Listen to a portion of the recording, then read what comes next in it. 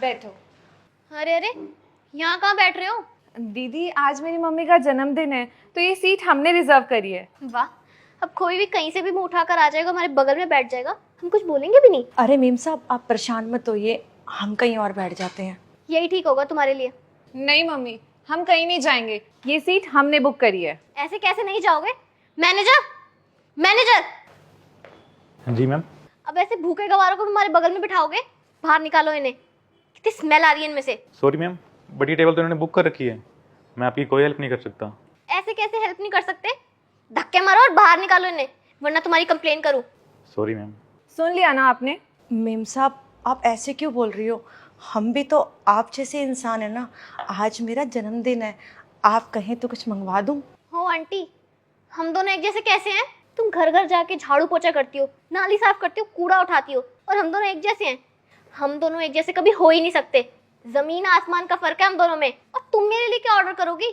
तुम जैसों की तो शक्ल भी ना देखूं मैं। बस दीदी बहुत हो गया आपका, अब आप मेरी मम्मी की इंसल्ट कर रही हैं। वाह, अब ऐसे गवार भी इंग्लिश बोलने लगे। मैं एक बार नहीं 10 बार इंसल्ट करूंगी।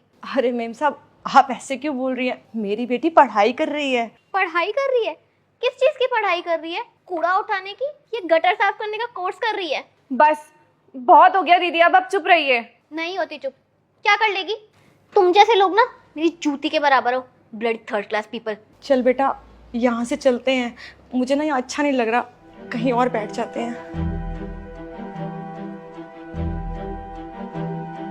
देखा कैसे इन गवारों को उनकी औकात दिखाई।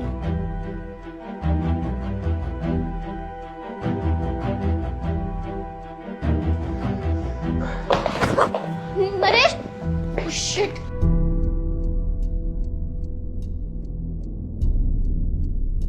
क्या हुआ मैम? इन्हें सांस क्यों नहीं आ रही है? वो ना इन्हें अस्थमा की बीमारी है और मैं इन्हेलर लाना भूल चुकी हूँ, और मुझे तो उसका नाम भी नहीं पता। अगर इन्हें इन्हेलर नहीं मिला तो पता नहीं क्या हो जाएगा।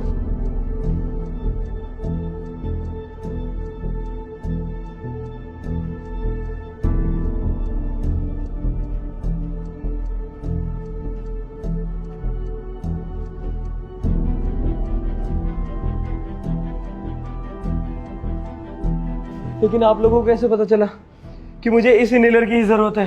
हाँ, आप लोगों को कैसे पता? वो मेम साहब बचपन से ही ना मुझे पढ़ने का बड़ा शौक था, और जब मैं छोटी थी ना तो मेरे माता पिता का देहांत हो गया था, और उसके बाद मैंने एक दवाई वाले स्टोर पे ना काम किया।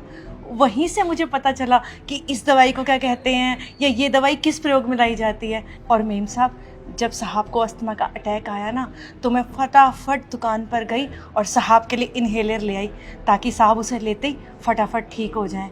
वो क्या है ना मेम साहब, मेरी किस्मत में तो पढ़ाई लिखाई थी नहीं, इसीलिए मैं अपनी बेटी को खूब पढ़ा रही हूँ ताकि आगे जाके एक अच्छी इंसान बन सके और सबकी मदद करे। आप लोग प्लीज मुझे माफ कर दीजिए। मैंने आप लोगों से कितनी बदतमीजी से बात करी। I'm really very sorry। कोई बात नहीं दीदी।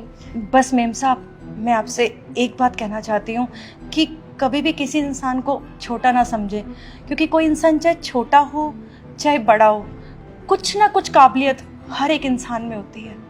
मैं आज के बाद इस चीज का हमेशा ध्यान रखूंगी। I'm really sorry again। आइए ना साथ में बैठते हैं, आपका बर्थडे सेलिब्रेट करते हैं।